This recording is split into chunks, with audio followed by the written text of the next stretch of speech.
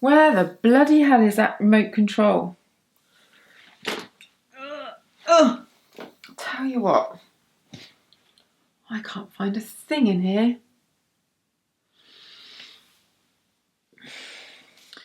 Hi everybody, January favourites. I have got about a week to go now until the baby comes.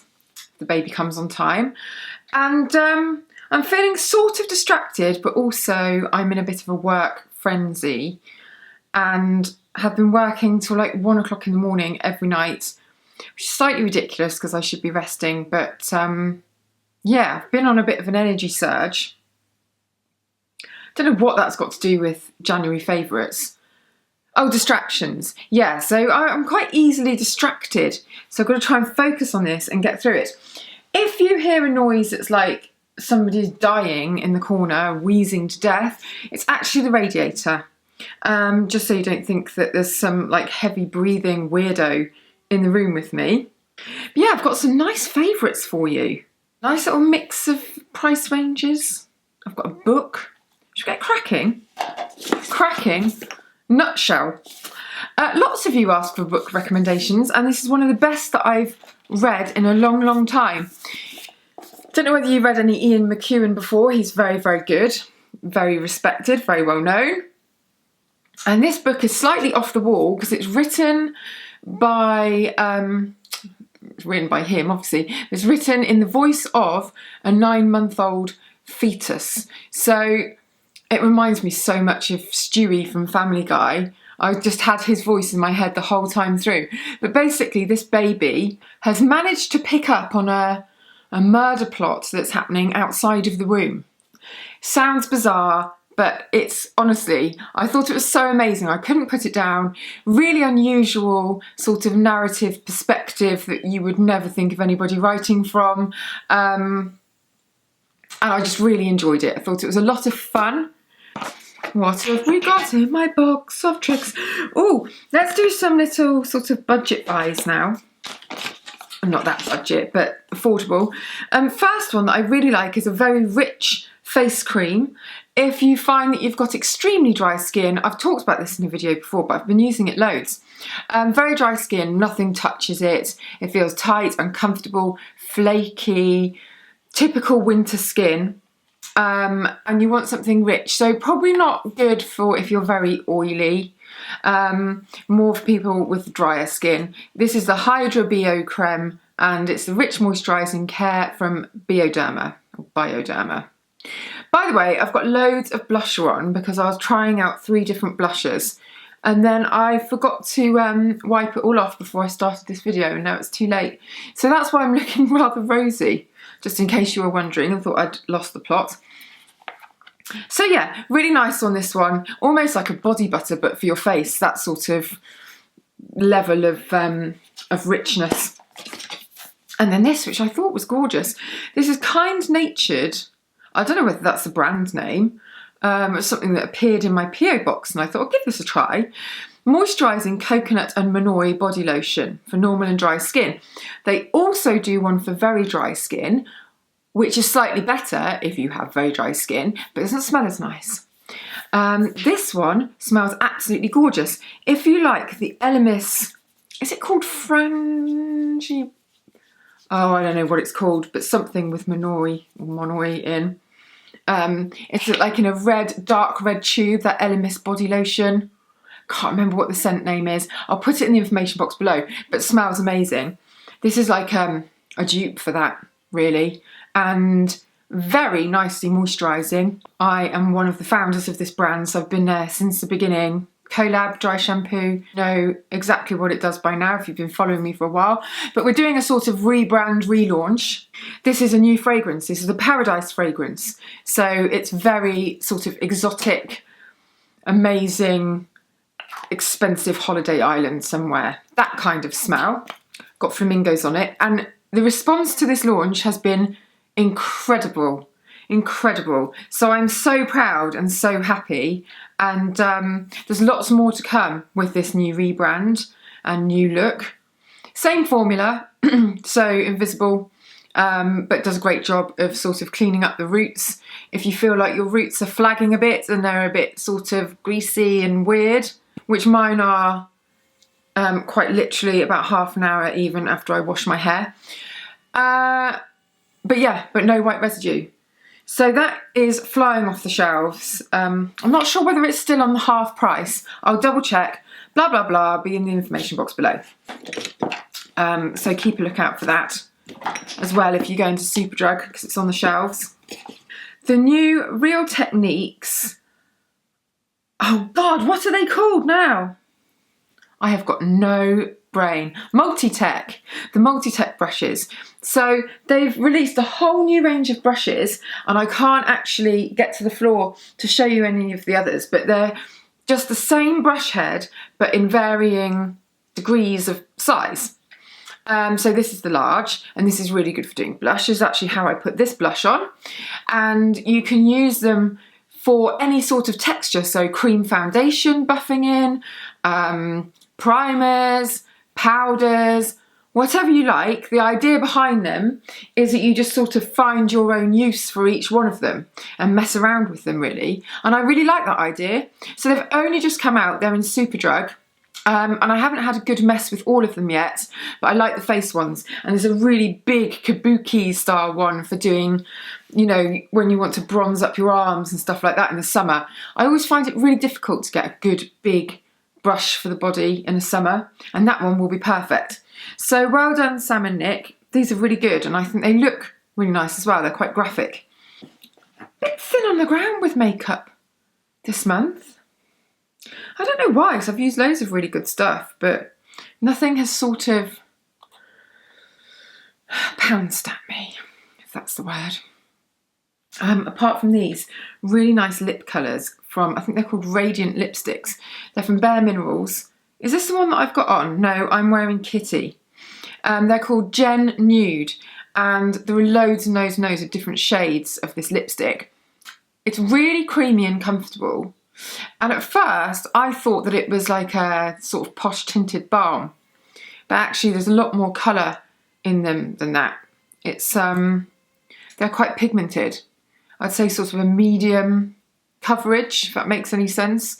So it's not like they're completely opaque, but they're not a balm that you can just put on willy-nilly and hope that the colour goes in the right place. There is actually colour there.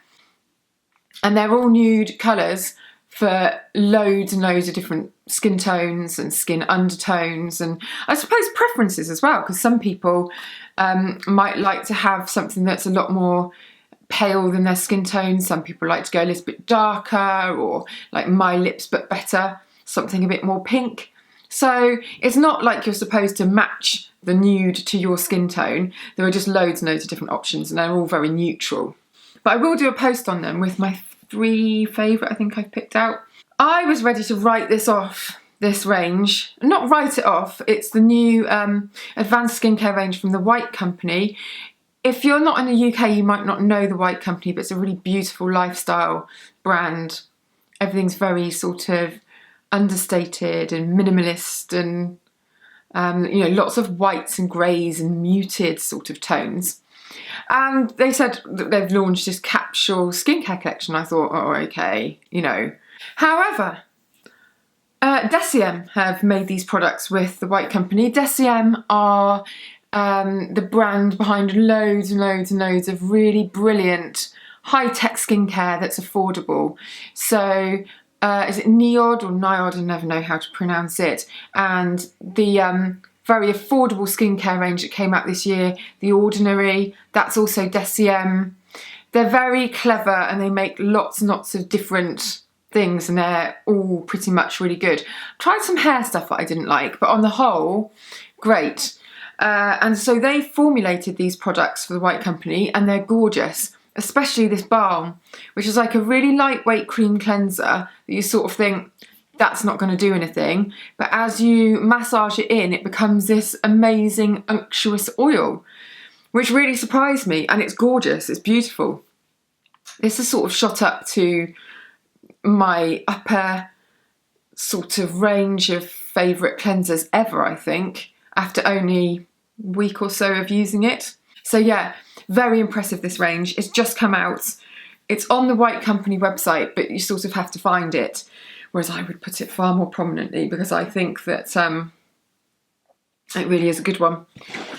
So that was a good find.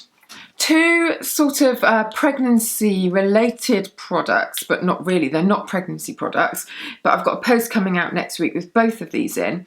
They're brilliant alternatives for pregnancy skin problems if you want to avoid retinol and salicylic acid. Now, I've just done a post on this as well with Dr. Sam Bunting because people are so divided on whether you can use those ingredients in pregnancy. Most people, or a lot of people, say that in the concentrations that you get them in a normal shop-bought skincare product, they're not going to be harmful. Other people say better safe than sorry, just step away from them, just avoid. I've never really known what camp I'm in because I sort of tend to think, well, if they're in low concentrations, then, you know, hopefully they would be safe. But when you're pregnant, you don't like to really take any risks because it's a life that you're taking risks with. And I'm a bit of a what if person, so I tend to stay clear of them. That's not to say that now and again I test something and then I read the ingredients and I'm like, oh, it's got that in it. It doesn't freak me out because if it was in really strong quantities, then it would probably have a warning. If there was any chance it was going to do anything, it would have a warning on the packaging, you would hope. So it's a little bit of an issue, and if you want to read the post that I did with Dr. Sam Bunting, then that is on my website. I shall link to that below. But two products that I found that are really good if you want to avoid those ingredients. One, if you've got spots or blemishes or breakouts in pregnancy and you don't want to use salicylic, the Perfect Balance Blemish Serum from Pi is really, really nice and works really well. Tested that out last week because I had some weird, funny stuff going on with my skin. Really soothing, really balancing on oil production, and very, very good indeed. Non-drying because it's got a massive whack of hyaluronic acid in, so you don't feel tight or dry or stripped. It's just very gentle, so great if you've got sensitive blemish prone skin, which is probably what you've got if you're pregnant. And then the other one is if you're trying to avoid retinol but you want a really good overnight sort of face changer, if that makes any sense. So you're used to using quite a powerful night cream, something that sort of reduces pigmentation, reduces lines, makes the skin look plumper, but you don't want to use retinol, which is sort of a big superhero ingredient. This is great. This is the Moonlight Catalyst. I don't know how to pronounce this brand. Does anyone know? Kypris? Does a really good job of making your skin look lots plumper and lots brighter by the next morning. And also, I had this weird, rash, temperamental, weird thing happen, and I looked like a cat that had had its whiskers pulled out, if that makes any sense. So I had these sort of like holes. They weren't holes, they were spots, but it looked like holes like this, like I'd painted on freckles, red freckles. And I used that for 2 nights in a row. My face was just completely clear and looked amazing and very glowy. So I like that a lot as well, which is why it's in my favourites, funnily enough. Last thing on my list is a new fragrance from Jo Malone. I get on really well with the Cologne Intense fragrances from Jo Malone. I just think they're a lot more gutsy and ballsy than the other ones. There's not really one in a clear bottle that I love a lot. I find them to not be that long lasting, whereas these you can smell them weeks afterwards on your pillow or on your dressing gown or whatever it is. So this is the new one. It's called Myrrh Tonka, and it's like a very sexy, warm, spicy, exotic. I'm so good with my fragrance descriptions. It just is very sexy. It's borderline masculine. I would say it's like a masculine woman's fragrance, but then who am I to put a gender on a fragrance? The whole point of them is that they're very unisex. Apparently lots of men wear red roses. Is it red roses? Who told me that? I've probably completely made that up. So this might be the last video you get for a little while, depending on when the baby pops out. Let's see. I wanted to do a what's in my hospital bag video, So I must get that done. Maybe I can put that up and just sort of load it up ready to go. But yeah, those are this month's favourites. So I shall see you with something incredibly exciting, I'm sure, next time.